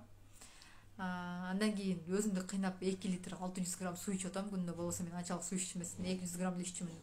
Эртең менен турганда иччүмүн, бүттү иччү эмесмин, зарядка жасачу эмесмин. Зарядканы мындай вакуум эле кылып койчумун, а так мындай зарядканы жасачу эмесмин. Мага ошол нерсе керек болуп атат. Любой время каалаган учурумда камыр тамак, нанды сара майга сүйкөп алып, майга сүйкөп алып жей берчүмүн. Азыр вообще нан жебей калдым. Потому что мотивация бар менде. Ички мотивация бар, арыкташ керек. Мен арыктагым келет. Эмнеге арыктагым келет? Кийимдерди кийсем жалаң чоң размерлерде кийимдер болуп калыптыр да. Мен 44-42 размерде кийимдерди кийгим келет да. Ошондой кийимдерди көрүп алып аябай кызыгам. Кийин десем батпайм. И вот мага мотивация. И все хорошо. Кечинде максимум саат 7-де ушун кылам, ошол боюнча ичпейм, жебейм, эч нерсе эртең мененки чейин, эртең мененки 7-ге чейин. 6-да турам, бүтө зарядка жасайм, антимикче 7 болот, завтрак 7-де. И нормально. Мурун аябай чоң порция тамак десем, азыр граммдап ченеп жеп атам. Тоже мурун кылбаган нерсени кылып атам да. Мотивация бар анткени. Мен да качам дейт, сиз качыңыз, мастер-китти сатып алгансыз, сиз адашпасам курсуңузга ошол боюнча дагы өтөсүзбү дейт. Мен мастер-китти сатып алганым 5 ай болду. Курсту именно мастер-киттин негизинде өтөмүн. Эмнеге дегенде мен мастер-киттен өтө сонун результаттарды алып атам. Кудайга шүгүр, ушунчалык сонун результаттарды алып атам. И именно мастер-киттин тренажерлору менен акырында. Мастер-кит деген эмне? Бул карманный психолог. Мен силерге азыр айтып берип аткан нерсенин баарын ошол жактан өзүңүз эле табасыз. Мээңизден табасыз. Баардык проблеманы ошол жактан таап эле, атайын сөздөрдү кайталап эле, анан оюңузга биринчи эмне сөз келет? В общем, өзүнүн тренажер да ал. Ошол нерсенин баардыгын мен 5 ай болгон алганыма. 5 айда жашоомду мастер-кит өтө сонун өзгөрттү. Мастер-кит эмес, мастер-кит бул как инструмент болду. Инструмент, кадимкидей эле инструмент болду. Мен азыр прямой эфирге чыгыш үчүн кандай инструмент колдонуп атам? Телефон колдонуп атам, Инстаграм колдонуп атам. Ал жок болсо мен кире албайт болчумун. Ошондой маанидә эле мага инструмент болуп берди. Ошо мен жашоомду сонун өзгөртүп атам. И курста именно ошо мастер-китти беремин. Ар бир сабактын акырында ошол жактагы практикаларды беремин. Ошон менен вообще сонун результаттар болот. Же кыргызча жакшы китептерин айтыңызчы дейт. Азыр кыргызча мен билген сонун китеп жана Яй деньги, мен жана акча, Саид Мурдаблатовду кыргызчага отолгон өтө сонун китеп. Самый богатый человек в Вавилоне, тоже кыргызчасы бар. Вавилондогу эң бай адам. Так, анын ийгилик бул сен деген китеп бар. Өтө жөнөкөй мындай ичке эле, ичинде практически заданияларды жазыш керек. Вообще сонун китеп бирок жаңы баштагандарга прям самое то. Китеп дүкөндөрдөн алсаңыз болот. Данетте дагы бар. Мен күндөлүм сатып аткан жерде ошол жакта китеп дүкөндө бар. Ооба, эфирди сактаймын. Жиним келгенде эмне кыласыңыз го, мен эле токтогом. Жиним келгенде ар кандай болот. Кээде жиним келгенде жинимди чыгарам, но ошол эле момент не всегда получается, но ошо жиним келген учурда так, стоп дейм да. Мен бул ситуацияны өзүм чакырып алдым. Каким-то образом мен ушул нерсени кааладым. Азыр мен ушул нерсеге эмоция менен жооп берсем, бул магнит болуп кетет дагы. Секреттен ким деген фильмди ким көргөн болсо түшүнөсүздөр. Магнит болуп кетет дагы. Магнит, ошол негатив магнит болуп да, мен жаман нерсени тартып алдым. Так, стоп дейм дагы. Өзүмдү успокаивать этем. Өзүм күнөөлүмүн бул ситуацияга деймин дагы, акырын успокаивайся. Как вернуть мужа дейт. Фокусту жолдошуңузга эмес, өзүңүзгө коюңуз. Полюбите себя, потом муж сам вернется. Я вам гарантирую. Азамат дейт, чоң рахмат, слишком жаш көрүнгөн жакшыбы, мен 3 балам бар, бирок элдин баары школьницасың деп эле сурай беришет дейт. Ооба, жакшы, конечно. Жаш көрүнгөн жакшы, албетте. И наоборот, сиз аны комплимент катары кабыл алыңыз. Негатив эмес, комплимент. Жок, мен 3 балам бар деп, наоборот, комплимент. Мен монча жаштамын, вы чё депчи. Так, привет дейт, курс жөнүндө айта кетчи дейт, кечээки видеоң сакталуу дейт. Ооба, сакталуу, кантип толом дейт. Айжан көп тамак жесеңиз толосуз. Так, ар бир суроосуна жооп берип, бул убактыңызды бөлгөнүзгө рахмат дейт. Сиздерге да чоң рахмат, балдарыңыз кичинесине карабай канча адамды алга сүрүп жатасыз, азаматсыз дейт. Чынында келгенде ушу менин балдарымдын ден соолугу, балдарымдын жашоосу, башыман өткөн окуянын баардыгы ушуга түрткү болду да. Эртең да саат 9-да болот. Аллах ыраазы болсун, сизден да ыраазы болсун. Жооп үчүн рахмат дейт. Мен күйөөм кызгана берет, кантем дейт. Күйөөңүз кызганса, это бир четинен жакшы. Бир четинен анын сизге болгон довериясы жок да. доверияга киришиңиз керек, ишенимине киришиңиз керек. Кечирип койгула суроомдун акырында кошумча сөз жазып кетиптир дейт. Рахмат дейт. Эми курс боюнча айта кетейин. Курс 10-ноябрда башталат. Ал жактан темалар өтө көп. Личный граница азыр мен силерге четин айтып атпаймынбы? Ошону полностью раскрывать этип берем. Самооценка боюнча, өзүн өзү сүйүү боюнча дагы толтура темалар бар ал жакта. Ошону полностью раскрывать этип берем. Максат койгонду үйрөнөсүздөр. Ички мотивация, сырткы мотивация ал эмне деген ошону үйрөнөсүздөр. И максат койгондо ошого кантип жетиш керек. Мисалы биз максат коебуз, ой мен үй алгым келет, машина алгым келет. Жүрө беребиз да, келбейт ал. Ар бир адамдын өзүнүн сонун желаниялары бар да. Ийгиликтүү адам канткенде болот дейт. Азыр айтып берем. Көптөгөн желаниялар бар да, анан эмне үчүндүр ошолор аткарылбайт. Ошону кантип аткарыш керек? Кантип тез арада аткарыш керек? Ошонун секреттери бар, өзүнүн фишкалары бар. Өтө жөнөкөй, сиз билесиз, бирок аткарбайсыз. Теорияны билесиз, бирок практикада кылбайсыз. Аффирмацияны үйрөнөсүз, визуализацияны үйрөнөсүз. Так, какие еще темы? Энергия боюнча. Энергия кайда кетет? Вообще биздин энергиясы кайда кетет? Эмнеге шалдырайбыз? Эмнеге вот стресс, депрессияны еще глубоко копать этебиз? Кечирүү деген аябай сложный тема, но аябай важный тема. Адамдарды кечиребиз. Өзүбүздү кечиребиз. Ушул теманын бардыгы. Карта желаний жасайбыз. Обязательно карта желаний. Мен карта желаниямдын уже экинчи сулушу жоготуйт. Поэтому сиздер мен кайра чогуу жасаймын. Өтө сонун темалар болот. Базовый тариф 2000 сом. 2000 сомго эмне кирет? Биринчиден күндөлүк белеке. Күндөлүк керек. Мен автордук күндөлүгүм ошонун ичине эле толтуруп кетебиз. Сизге как шпаргалка болот. Жаңы дептер алып отуруштун кереги жок. Күндөлүктү ачасыз, ошого толтуруп сразу жазып кетебиз. Максаттарыңызды, кыялдарыңызды баардыгын ошол жака жаза бересиз. Бул биринчиси. Экинчиси, менден аудио форматта WhatsApp'та голосовой менен любой суроолоруңузга жооп берип турам. То есть контролдоп, күндө тапшырмаларды аткардыңызбы, бүгүн эмне кылдыңыз, баардыгын текшерип, качан адамда контроль болсо, азыр баарын айтып берем. Контроль болгондо, бирөө контролдоп турганда адам эми мого жооп беришим керек, кой кылайын деп аракет кылып баштайт да. Мен деле ошондоймун да. Азыр мен эртең менен күндө айтынук. Айгерим завтракка эмне жедиңиз, обедке эмне жедиңиз, ужинго эмне жедиңиз, веске түштүңүзбү, весиңиз канча, күндү контролдоп турат. Ошон үчүн мен сливаться этпейм да. Суумду ичем, тамагымды жейм, фото отчет жөнөтөм. Мен дагы бирөөнүн алдында качан контроль болуп, бирөөнүн алдында ошо жоопкерчиликти алып баардыгын жөнөтүп турганда, вообще сонун контроль болот. Ошондой контролдо болосуз. Бул биринчиси. И 1 ай ичинде жашооңуз вообще 180 градуска өзгөрөт. Ишенип коюңуздар. Эгерде баардык нерсени аткарсаңыздар, мен айткан нерсени кылсаңыздар, 100% кылсаңыздар, жашооңуз вообще өзгөрөт. Азыркы жашооңуз до после болуп калат да. И отношенияңызды көрүтөсүз, акча тапканды үйрөнөсүз. И акча тапканды да үйрөнөсүз. Кстати, предназначенияны табабыз. Акча табуунун жолдорун үйрөнөбүз. Азыр кантип акча табыш керек, эмне кылыш керек, ошонун баардыгын үйрөтөм курста. Бул биринчиси. Экинчи VIP тариф. VIP тариф деген 5000 сом турат. И 5000 сомдун ичине эмне кирет? Биринчиси карта желаний плюс күндөлүк белеке. Карта желаний өзү 1000 сом турат. Күндөлүк 300 сом турат. Аны эсептей бериңиздер.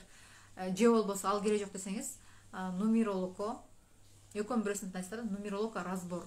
Туулган күнүңүз, жылыңыз боюнча эле сиздин полностью сильный, слабый стороны, предназначение, баардык нерсени айтып берет сизге. Кайсы жагынан барган туура болот, если хотите да. Ошол разбор өзү 2000 сом турат. 2000 сомдук разбор сиз белеке аласыз. И получается курс сизге 3000 сомго айланып калат. И бир жумада бир видеозвонок менен сиз менен бетме бет индивидуально 1 саат сүйлөшөбүз. 1 саат консультация меники өзү 500 сом турат.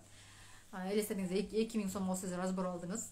И бир айда сизде 4 консультация болсо, 4 жолу сүйлөшсөк, 500 сомдун ар бири 2000 сом кетет да. И получается сиз ошон курста 1000 сом алып аткандай ойлоп каласыз да. Көрдүңүздөр, баалуулугу кандай чоң. Ошондуктан сөз катышыңыздар, единица кылып салсаңыздар да болот. Айылда турсаңыздар, единица кылып салып коесуздар, мага жазып коесуздар, мына мондай салдым деп сүрөтүн жөнөтүп коесуздар, телефондон салгандар болсо, телефон тартып жөнөтүп коесуздар, бүттү. Мен сизди группага кошуп коем. Анан онунан баштап иштешип баштайбыз. Бирок бул курска дагы только осознанный адамдар келет. Чечим чыгарган, мен өзгөрөм, мен ошол нерсени кыламын деген адам гана келет. Бардыгы келе бербейт. Бирөө айтат, акчам жок дейт. Өзүнүн жашоосунун жоопкерчилигин акча жок деп акчага шылтап коет. Жашоосуна жоопкерчилик албайт, менин акчам жок да. Мен күйөөм акча бербейт атат. Жоопкерчилик күйөөсүнө шылтап коет. Мен үйдө отурам да. Мен иштебейм да, мен балдарым кичинекей да. жоопкерчиликти бирөөнө илип кое берсеңиз сиздин жашооңузда эч качан өзгөрбөйт. Жоопкерчиликти өзүңүзгө алыңыз биринчи, анан ошондо кыймылдап, ошондо сизде өзгөрүү болот. Мен качан өзгөрүп баштагам? Мен платный сабактарга катышып баштаганда өзгөрүп баштагам.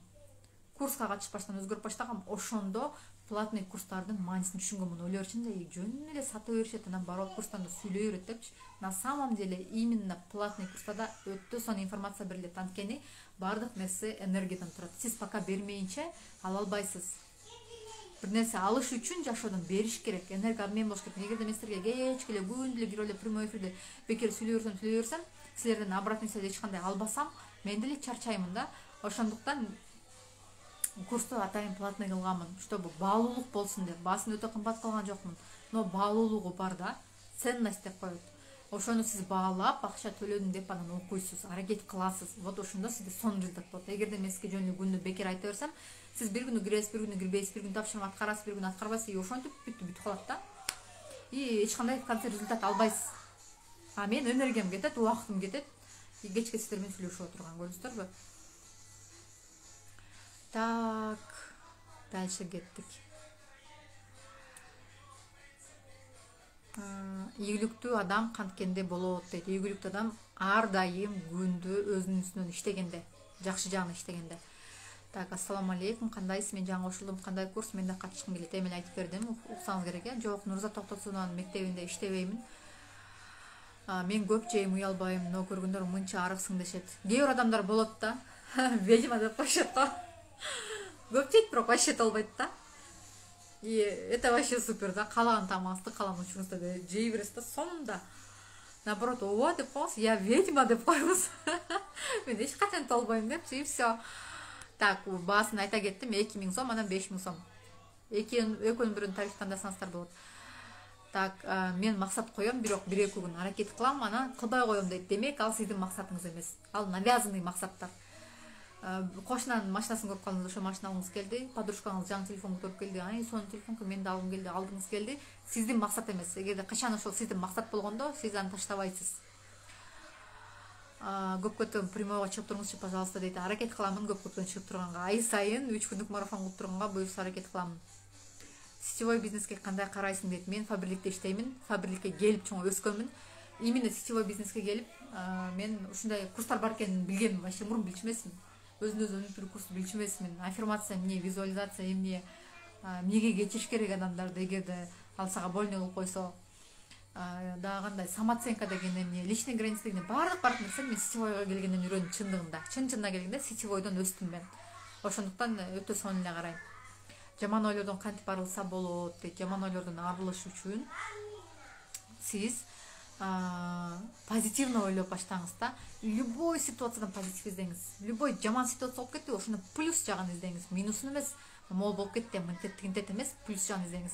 Мен любой ситуациядан плюс нерсени издегенге аракет кылам. Ар бир ситуациядан плюс жагын издейм, табам акыры. Любой нерседен плюс жагын табам. Так, карта желаний деген эмне? Биз мисалы кыялданабыз да, могу мамлекетке барсам, мондай үйлүү болсом, мондай машина алсам, телефон алсам, мондай кийимдерди кийсем депчи. Ошону пока көзүңүз көрмөйүнчө, көзүңүз көрүп ошону сүрөт кылып чаптасаңыз, ошондо мээңизге сигнал кетет. Мону кылыш керек экен деп, анан мээ ошону аткарыштын жолдорун издеп баштайт. Сиздин мээңиз. Өзүнөн өзү эле тиянан биянан бир нерселер чыга берет да, ошону карта желаний дейбиз. Визуализация эле бир түр. Визуализация деген эмне? Келечекти элестетүү. Карта желаний ошо келечекти мындай кагаз бетине элестетүү, буякта кайсынын килинип турат. Ошону карта желаний дейбиз. Күндө чыга албаймын, күндө стористеримди көрүп туруңуздар. Стористеримди ким көрөт? Ким постоянно көрөт? Ким стористери менен мотивация алат мага, ошону айтсаңыздар. Мен өзүмдү эмнени жакшы көрүшүмдү, эмне кылсам мага жат, ошону билбей жатам, өзүм таппай берем дейт. Так. Сиз предназначение таба элексиз, значит, предназначение табыш үчүн биринчи вариант. Мен курсума жазылыңыз. Базовый тарифке дагы, либо VIP тарифке. Базовый тарифке жазылсаңыз, предназначение боюнча өзүнчө сабак бар. Именно предназначение жактан биз ошол жактан акча табуунун жолдорун издейбиз.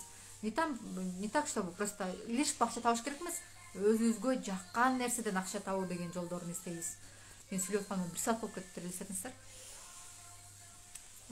Эгерде VIP тарифти алсаңыз, нумеролог сизге полностью предназначение, мол сферага барсаң, ийгиликке жетесиң деп полностью айтып берет. ал VIP тарифте кирди алсаңыз. Мен арыктагым келет, кантип арыктоону деле билем, бирок сыйлап эле жок, жалпылыкта кантип жеңсек болот, күндө эртең кылам деп күнүм өтүп жатат, өзүмдү жеңе албай жатам, жардам бергилечи, рахмат дейт. Менде деле ошол болгон. Мен деле түшүнүп аткам, мен өзүмдү сүйүп атам, бирок каалаган нерсемди жеп атам, толуп атам, арыктабай атам да. И мага отправной точка, последний каплем не болду? Последний каплем мен акырында веске көп түшө бербейт элем да мурун. Веске түшкөндөгү весимди көргөндө болду. Жок, болбойт дедим. Если мен дальше кетсем, все дальше кете берем, аябай толуп кетем дедим да. Ошол жактан стоп. Мен буга жоопкерчиликти алышым керек дедим. Өзүм жоопкерчиликти алдым ошол нерсеге. Өзүмдүн весиме өзүм жоопкерчилик алдым. Эми үйдөгүлөр тиги башка тамак жейт да, аны тигин жасаш керек да деген шылтоолорду айта берчүмүн мурунчу. Бир эле тамак жеш керек да. Эки башка жасамак белем, убактымды коротмак белем депчи. Жоопкерчиликти алдым, кылып баштадым. Просто жоопкерчилик алыңыз. И мотивация болуш керек сизде. Арыктаганда эмне болот? Сиз ошо өзүңүз каалаган веске жеткенде сизде кандай сезимдер болот? Сиз эмнени элестетесиз? Кандай сезим болуп, сиз ошондо эмне кыласыз арыктасаңыз? Конечный результатты көрүшүңүз керек. Конечный результатты көрмөйүнчө сиз арыктабайсыз. Мен азыр өзүмдүн күндө зарядка кылып атканда, чарчап анан жатып зарядка кылган жерлер бар да, ошондо визуализация кылам да. Мен мондай килограмм монча арыктаймын, мондай кийим киемин, мондай болот. Бүт элестетем да. И прям ошо мага мотивация берет да. И баттыраак ошого жетейин деп аракет кылам да. И ошон үчүн я не сливаюсь. И ошон үчүн как бы өзүмдү өзүм алдабайм да. И тигинден мындан ишин жей коеюн же тигинтей коеюн, антей коеюн деген нерсе жок. Эче мен сөз катышам дейт. Айпери күтөм сөзсүз түрдө.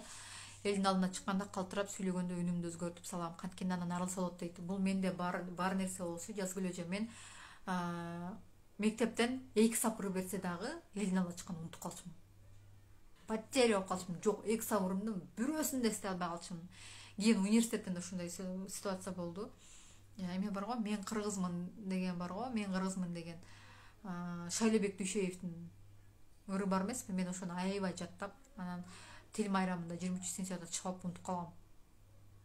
Аябай ушундай болгон. Просто аны эмне кылып практиковать эттим? Мен пересказды өтө көп кылчумун. Мен тилди кантип мен англис тил мугалиммин өз кесибим боюнча, жана сурап атышты эле. Тилди практиковать этип сүйлөп кеткеним, пересказ кыла берчүмүн. Пересказ бирөөнүн алдында пересказывать эте берчүмүн. Не важно, бир текстти башынан айтып, аягын айтып, ортосун айтып, чабыштыра берчүмүн, но айтып берчүмүн да. И баары эле күлө берчү да. И сен эжей өзү көлдүк да, сен сиңдиң да. Сиңдисиң да, сен экөөң көлдүксүң, ошонун жүзүнөн унчукпайт, эч нерсе дебейт депчи. Ал мугалимден да болот экен да. Мугалим мени уга берчү, вообще бөлчү эмес. Мен айта берчүмүн, тексттин башын айтам, аягын айтам, ортосуна келем, кайра башына келем, кайра аягына келем. Ошентип айтып отуруп мен ошону жеңгемин да. И сиз азыр эмне кылсаңыз болот? Сиз азыр студент эмессиз, окуучу эмессиз, жазгылөө же. Сиз сториске чыкканды үйрөнүңүз. Сториске чыкканда биринчи бетиңизди тартпай, камераны мындай коюп эле, тегеректе тамак жасап атам, мына ишке чыктым деп акырын сүйлөй берип, анан көнөсүз. Андан кийин бетиңизди көрсөтөсүз. Бир сториске чыгасыз, 2 сториске чыгасыз, анан көнүп кетесиз. Көпчүлүктөр деле ошол, көпчүлүгү сторис тартышпайт. Азыр Instagram баракчаларын кирип чыксам, чанда эле сторис болот. Мисалы, сиздерде деле чандансыздар да сторис тартпаса, башка эч ким тартпайт стористе. Сыр болбосо сууну чийки ичесизби, арыктоо үчүн дейт. Сууну чийки суу ичкен болбойт, же болбосо фильтр суу ичиңиз, фильтрленген суу, же болбосо кайнатылган сууну муздатып ичиңиз. Мындай сууну өзүнө ичкенге болбойт. Мен фильтр суу ичемин. Үйдө жанагы эле фильтр чайнекти алып алгам, 700 сомго. Анан фильтрин 250 сомго алмаштырып турам. Уже суу кетпей калганда бүттү. Кымбат фильтрден коюштун эле кереги жок. Фильтр чайнек эле алып алыңыз дагы, ошон обычный эле сууну куюп коесуз, анын фильтрленип калат, ошону иче бересиз. Так, элдин алдында чыкканда сүйлөбөй сүйлөгөндү үйлөтчү дейт. Аны курстан үйрөтөм, потому что бизде эртең акыркы сабагыбыз калгандан кийин андан кийин уже марафонубуз бүтөт, и бизде целый 20 сабак болот. Курста полноценный 20 сабак болот. Ал жактан өтө сонун өзгөрөсүздөр. Мен силерге гарантия берем. Канча сом дейт? Базовый тариф 2000 сом, VIP тариф 5000 сом белектери менен. Так, сонусу дейт. Рахмат. Курстун баасы канча сом дейт? Базовый тариф 2000, VIP тариф 5000. Так, энергоцентр жөнүндө айтып бериңизчи дейт. Мага жакшылап түшүндүрүп берсеңиз, кандай энергоцентр? Азамат дейт. Мен көргөн күндө дейт. Супермен дейт. Я менин сторисин көргөндөр айтат да, карта желаний сатасыңарбы, кайдан тапса болот дейт. Карта желаний мен сатамын. карта желаний 1000 сом турат. Алсаңыз болот. Эгерде мен марафонго катышканмын деп жазсаңыз, мага марафондон карта желаний алат элем, сиздин марафонуңузга катыштым эле 3 күндүк деп жазсаңыз, мен сизге күндөлүк белеке берем. Эгерде карта желаний алган болсоңуз, күндөлүк сизге белеке берем. За границадагылар кандай катталасыздар? Мен сиздерге данныйларымды эле берип коем.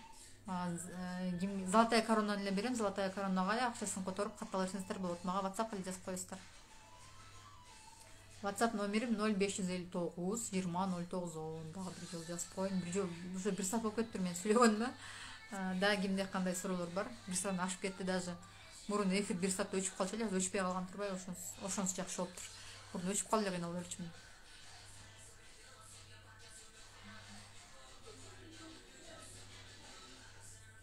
Карта желаний сиздерге көрсөтөйүнчү. Мына кайсы ниети бар, ошону көрсөтөйүнчү сиздерге. Карта желаний деген вообще эмне дегенде. Курста тоже разбирать этебиз, жасайбыз. Менин авторский күндөлүгүм бар. Максатка карай бир кадам деген. Ошол карта желаний ким 1000 сом ала турган болсо, мен күндөлүктү белеке берем. Так, мына карта желаний мына могул. Бул жакта бүт секторлор бар. Мына байлык, тренинг, обучение, семья, көрүңүздөр, отношения, мына үй бүлө, путешествия, друзья. В общем, бүт бар бул жакта. Бүт сфераларда өзүңүз каалаган нерсени чаптайсыз. Здоровье бар мына. Здоровые волосы, зубы, көрүңүздөрбү, вот фитнес, подарки. Бүт бар бул жакта. Ушинтип эле өзүңүздөргө жаккан сүрөттөрдү чаптап аласыздар. Карта желаний деген ушул. Сиз каалаган нерсени картинка менен кагаз бетине түшүрүп, чаптап, анан маңдайыңызга чаптап коюңуз да күндү көрүп турасыз ошол нерсени. Ошону карта желаний дейбиз. Негизи карта желаний интернеттен карасаңыздар, азыр 1100, 1200 турат. Карта желаний өзү гана.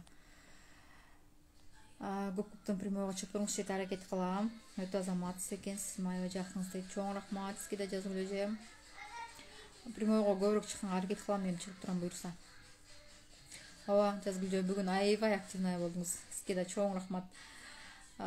Вот, карта желанияны алып тоже жасасаңыздар болот. Эгерде 1000 сомго алсаңыздар, 300 сомдук күндөлүктөрдү мен сизге белеке берем.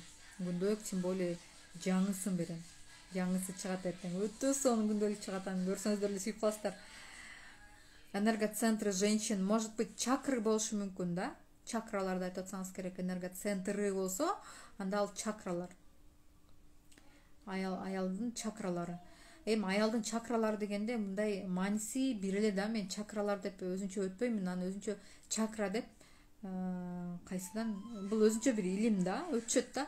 Бирок чакра деген бар эле ошол да, өзүн өзү сүйүү, өзүн сыйлоо, личные границы, отношения, ошол нерсенин бардыгы ушул. Просто башка сөз менен айтылган да. Мен просто самооценка деп айтам, личные границы деп айтам, любовь к себе деп айтам, отношения деп айтам. Ошол нерсенин бары чакралар. Чакраларды раскрывать эткиле деп коет да. Ошол нерселер. Мааниси бир эле экөөнүн. Просто башка сөздөр менен айтышат. Күндөлүктү ооба мен сторисимде бар. Мен актуальныйга кирсеңиздер, ежедневник деп турат, ошону бассаңыздар толтура бар. Отзывдар бар, күндөлүк бар. Бар. Ошо чакралар ошол нерсе да. Матканын чакрасы деп коет, анан дагы ышылса полностью мындай чакраларда мен ошону өздөштүргөн эмесмин, бирок маанисин түшүнгөнмүн. Мен айтып аткан эле нерселер экен да, чакра деген. Жакшы, буюрса Батма, кандайсыз? Чоң рахмат, вообще супер. Батма жайында бесплатный марафон болгон, ошого катышкан. Ошондо мага өзүнүн ой пикири менен бөлүшкөн. Ошол нерсени аткарыптыр. Өтө сонун результат алыптыр. Мен аябай кубанып атам. 3 күндүк марафонго катышып эле сонун результат алыптыр.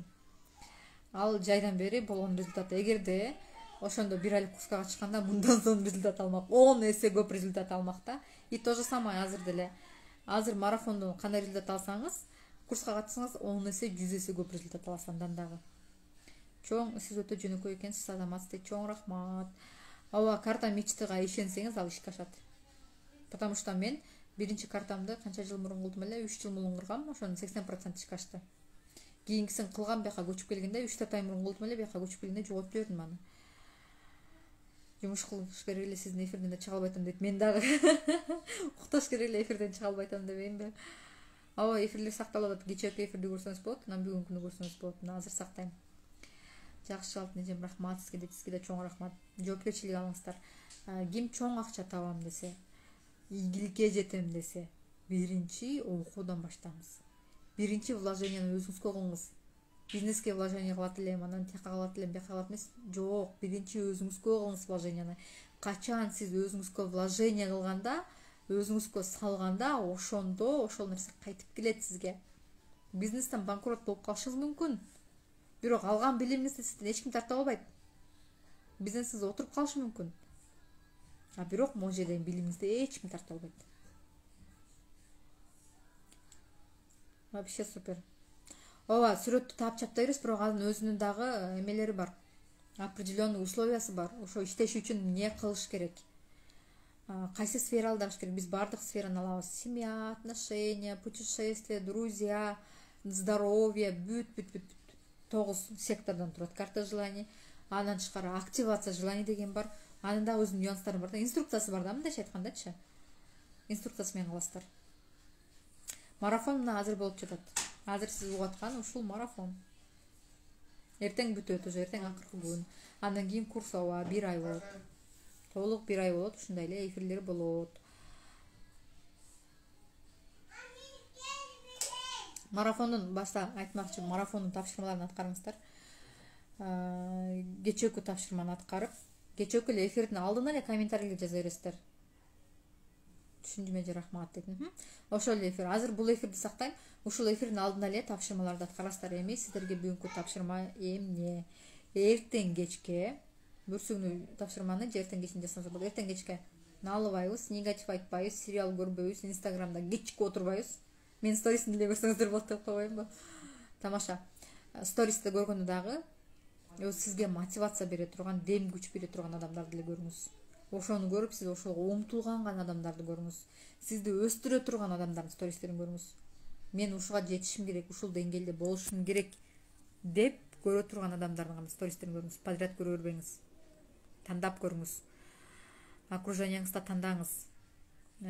Ушакташканды токтотобуз, налганды токтотобуз. Анан ыраазычылык. Ыраазы болобуз. Ушул комментарийдин алдында бүгүн сиз эмнеге ыраазысыз? 5 болбой калды дегенде 5 ыраазычылык жазыңыз. Күндө эртең дагы ушул эле комментарийдин алдына тапшырманын баарын ушактаган жокмун, алган жокмун, баардыгын жазып, андан кийин бүгүн эмнеге ыраазысыз? 5 ыраазычылык жазасыз. 5ти. Эртең менен таңды аман эсен атырганыма ыраазымын. Мисалы, дагы эмнеге ыраазысыз? Бүгүн сонун тамак жасадым, ошого ыраазымын. Бүгүн күнүм өттү, сонун өттү, ойдогудай өттү, ошого ыраазымын. Бардык мелочка көңүл буруп баштайсыз. Негизи ыраазычылык жазганда күндө 21ден жазыш керек да. Күнүнө 21 ыраазычылык. Бири-бирине кайталанбаш керек. Башында кыйын болот, андан кийин уже ар бир мелочту, качан сиз ыраазычылык жазганда эмне болот? Ар бир мелочка көңүл буруп баштайсыз. Так, мен кечинде ыраазычылык жазышым керек да. Карайынчы деп ойлонуп баштайсыз да. Кечинде жазып атканда дагы вроде бы күн как обычно өттү. Да, эч нерсе эле ничего такого, үйдө деле жүрүп эле антип эле күн өтүп кетти, бирок ошондо ар бир күнүңүздүн кандай өткөнү плюс жактарын издеп баштайсыз да, өзүңүз элечи. Ыраазычылык жазган эмнеси жакшы, анан ыраазы болуп баштайсыз. Күнүм сонун өткөн турбайбы деп. Так мындай сизге билинбейт, как обычно өтүп аткандай эле сезилет.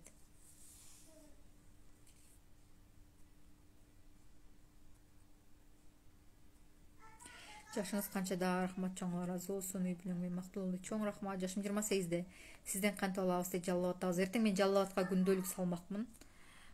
Бир күндөлүгүм бар, заказ. Заказ берсеңиздер мен салып жүрөм бул жактан эле. Таксиден эле салып жүрөм, анан таксиден эле тосуп аласыз.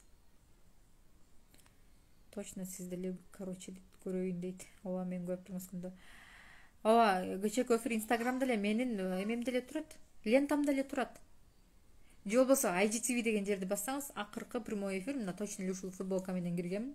Эртең да точно ушул эле футболка менен кирем. Саразтабастар марафондукун.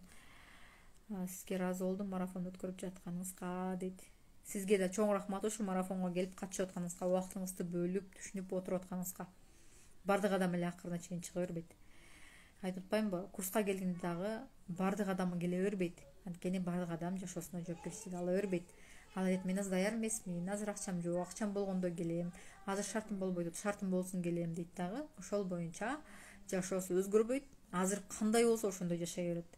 Ошол адамдарды жашоосун өзгөртпөй, ошол боюнча кала берген адамдарды 1 жылдан кийин көрсөң деле ошол кайра эле наалып, напчып, баягы эле жашоо менен жашай берген болот. Эч нерсе көрбөйт. И ошол эле учурда жашоосун жоопкерчиликти алып, ошондо курска акча табып келген адам, ошол адамдын жашоосун 1 жылдан кийин көрүңүз. Ал вообще башка жашоо болот анын жашоосу. Анткени ал жоопкерчилик алды жашоосуна. Ошол нерсени кылды. Мен кантип өзгөрттүм жашоомду? Мен да ушундай курска катыштым, платный курска. И ошондон баштап ошону айтканын баарын кыла бердим. И результат просто эле айткан нерсени кайталап эле кыла берген. Бир адам кылган нерсени экинчи адам деле кыла алат. Тем более жакшы жагын өзгөргөндү бардыгы каалайт. Так, кайсы окуу жайды бүткөнсүз дейт. Мен Арабаевди бүткөм, англис тили мугалими, андан кийин Арабаевди магистратурасын бүткөм, финансовый менеджмент. 8 жыл Арабаевда окуганмын да.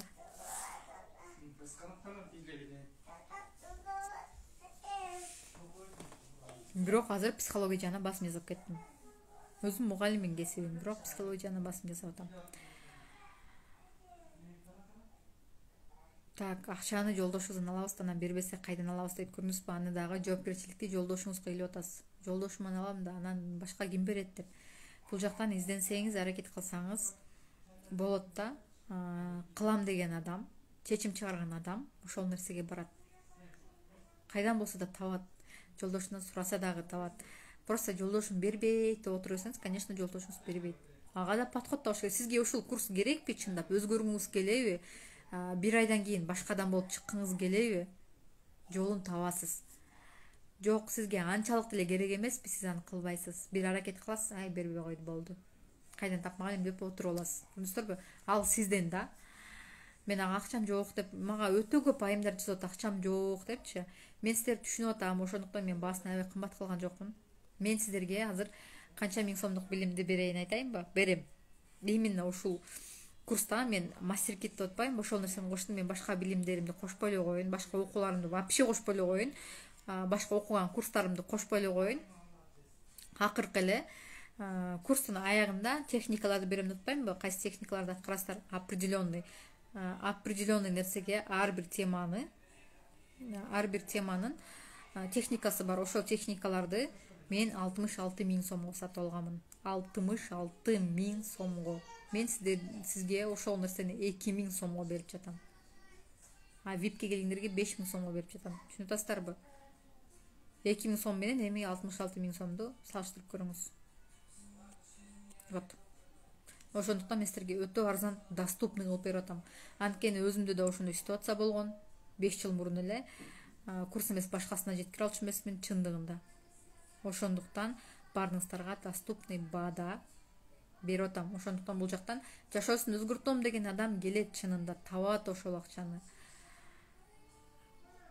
Карызга батпай эле коюңуздар, но ошончо карызы туруп, ошончо проблемасы туруп, ошончо какой-то бир үйүндөгү отношениясы начар болуп туруп, акчасы болбой туруп, но качан каалоо болсо, аябай катуу бир нерсени каалаганда ошол нерсе келет да. Кайдан жайдан келип калат, акча келип калат өзүнөн өзү эле.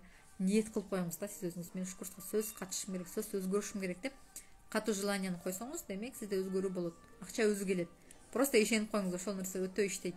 Действительно 100% иштейт. Жалкоолукту кантип жеңсе болот дейт. Ички мотивация болбосо, сизде жалкоолугуңузду жеңе албайсыз. Сырткы мотивация деген эмне? Сиз азыр менден угуп атасыз, мени көрүп атасыз, менден мотивация алып атасыз, мен сүйлөп атканымда. Анан мен эртең марафон бүтөт, бүрсүүнү сиз унутуп каласыз. Эми 1-2 күндө жүрүшүңүз мүмкүн, ушинтип айтпадым эле, ушуну кылайын деп. Андан кийин бир жума өтөт, 1 ай өтөт, анан унутуп каласыз дагы, кайра эле баягы кирип кетесиз. И ошондуктан ички мотивация керек. Внутренний мотивация болгондо сиз ордуңузда турбай каласыз. Өзүңүз эле аракет кылып эле, тинтей, мынтей эле чуркап каласыз. Так, бизнесиңиз барбы дейт. Жок, мен эч кандай бизнесим жок. Мен азыр бизнесим мына күндөлүгү, мен бизнес деп эле айтпайм, анткени аны азыр баламдын операциясына барып келгенге чогултуп атабыз. Жолубузга, жашаганыбызга ошол нерсеге чогултабыз азыр. жаңы күндөөлүктөр чыгат да ошону өткөндүкүндө ошентип чогултканбыз, бирок карантин болуп отуруп калып күнүмдүк жашоого кетти да, вообще отуруп калдык да. Ошол чогулган акча короп кетти. И азыр кайра чогултуп баштайбыз буюрса. Болду да, кимде кандай суроо бар? Дагы 5 мүнөт отурайын, 10:30га чейин, андан кийин кетейин мен дагы. Күндө эртең менен 6-да туруп атып, кечинде кеч жатып калсам да кыйналып калып атам. Күндүз шалдырап калып атам.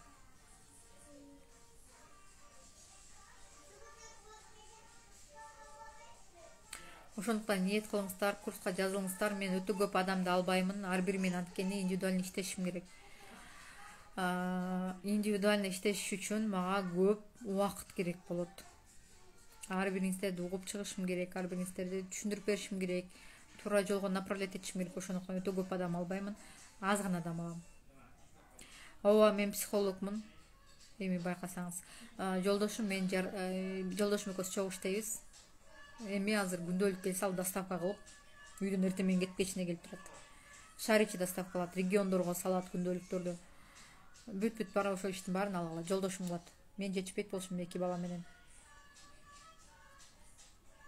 Чоң рахмат, балаңызга ден соолук берсин дейт. Чоң рахмат. Кош бойлуу кезимде мен да биринчисинде аябай стресс болгом, аябай начар эме болгом. Просто кош бойлуу учурда аял киши аябай эмоционалдуу болот да. И ошол учурда эмоционалдуу болгондо мындай перепады боло берет да, бир жагынан минуска кетип, плюска кетип, ушундай боло берет да. Это нормально, но все-таки контролировать этиш керек. Курска келиңиз, ошондо полностью, чтобы балаңыз дагы кийин здоровый төрөлүш үчүн, төрөлгөндөн ыйлак болбош үчүн, сизди кыйнабаш үчүн сөз түрдө өзүңүздүн ой жүгүртүңүздү, оюңузду оңдошуңуз керек. Жылдызтуу жөнөкөй эже, сиздей болгум келет дейт. Чоң рахмат, привет. Балаңыздын аман эсен алып барып ийгиликтүү келиңиздер дейт. Рахмат. Ишиңизге ийгилик каалайм дейт. Соолукта болуңуз. Балаңыз жакшы болуп кетсин, кем болуңуз, эфириңизди көп өткөрүңүз дейт. Чоң рахмат. Айтканыңыз келсин, мен аз кошулдум дейт. Айжамал Смаилова дейт. Кечээкү эфирден бүгүнкү эфирди көрүп чыксаңыз, түшүнөсүз, 3 күндүк марафон болуп жатат. Барыңыздарга чоң рахмат. Сиздерге дагы буюрса 1 айда, жок дегенде 1 жолу ушундай 3 күндүк марафондорду кылып турайын. Каждый раз ар кайсы теманы козгоп турайын. Мүмкүнчүлүктү колдон чыгарбаңыздар, мен сиздерге айтарым. Өзгөрүүнү прям бүгүн баштаңыз.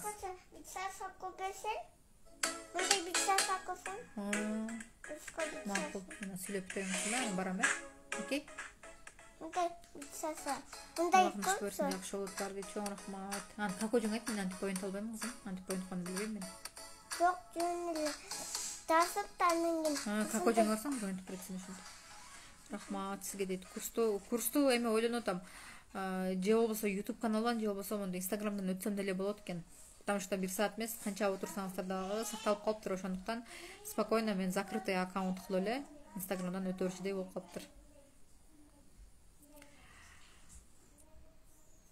Бейпилтүүн сизге дагы. Жакшы туруңуздар. Бардык суроолор боюнча мага WhatsAppка, курс боюнча WhatsAppка жазыңыздар. Единица кылып салсаңыз болот, 50 сомго салсаңыз болот, Optima карта салсаңыз болот, Золотая корона отурсаңыз болот, Сбербанкка отурсаңыз болот. В общем, жолдору толтура. Балаңыз жакшы болуп кетсин. Мен да башында 1 ай сайын леченияга Бишкекке барып турам. Кудайым бизге сабыр берсин дейт. Буюрса баардыгы жакшы болот. Ал сиздин көз каранды көпчүлүк учурда сиз эгерде баары жакшы болот деп ишенип, убагында дарылап турсаңыз, демек баардыгы жакшы болот. Сизде жакшы саламыз. Сиздей энеси, ушун сиздей апасы бар. Ошо сизге рахмат. Ошо баланы көтөрүп шаарга келип, каждый раз көрсөтүп, больницалап, чуркап, очередь күтүп, кыйналып жүргөнүңүз үчүн ошо сизге рахмат. Ошо именно сиз энеси болуп калганы балаңыз бактылуу. Буюрса баардыгы сонун болот.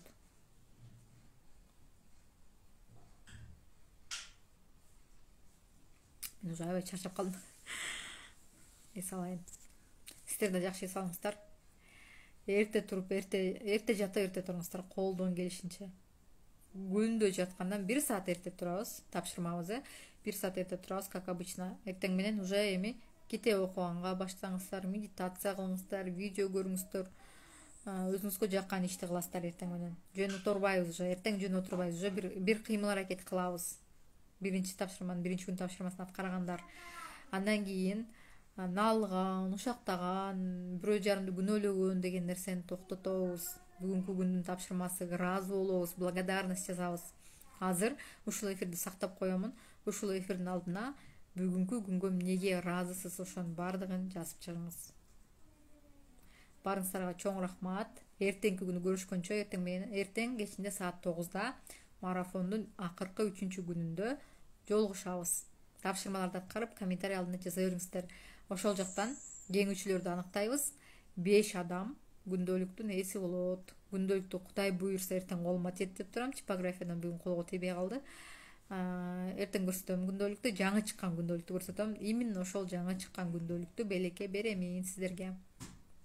Ооба, эгерде күндө 6-да турсаңыз, анда 5-те турушуңуз керек болот. Эгерде 6-да туруп, сразу оокатка кирип кеткен болсоңуз, анда 5-те туруңуз. Эгерде 6-да туруп, өзүңүзгө убакыт бар болсо, 7-ге чейин жок деген өзүңүз үчүн убакыт бөлө алган болсоңуз, анда 6-да эле тура бериңиз. Но сразу көрөкат тиричиликке кирем десеңиз, анда 5-те турасыз. Барыңыздарга бейпил түн, эфирди сактап коеюн.